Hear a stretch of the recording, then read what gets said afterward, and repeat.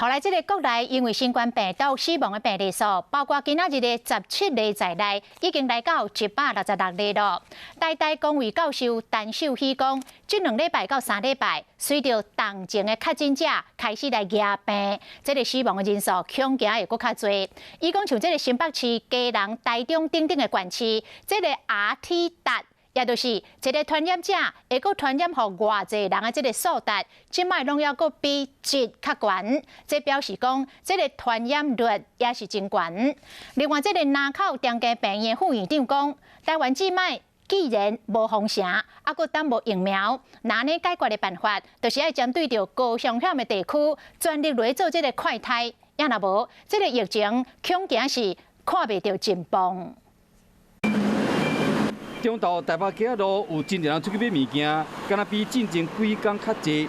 民众防疫敢是已经放松去啊！台湾新冠病毒致死率已经到1.64%，强要到全世界平均达2.1%。台公卫教授分析讲，台湾疫情都爆发尔，伫医疗量能对袂到初期，这2、3礼拜死亡率过升悬，慢慢会升高，但是它的这个确诊高要下去需要一段时间。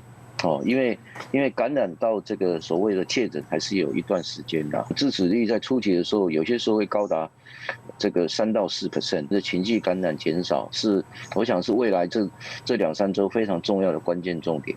疫情像野火在炭，医生呼吁讲，唯一的办法就是伫高风险的所在，大量的快筛抓出稳定的感染源。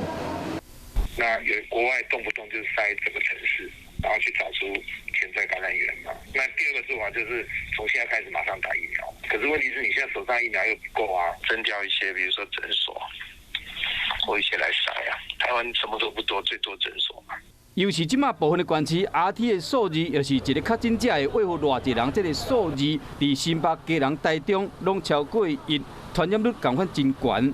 乡亲的防疫已经有较放松啊，这礼拜将是关键的时期。专家呼吁讲，一定要挂嘴安，避免密切的接触。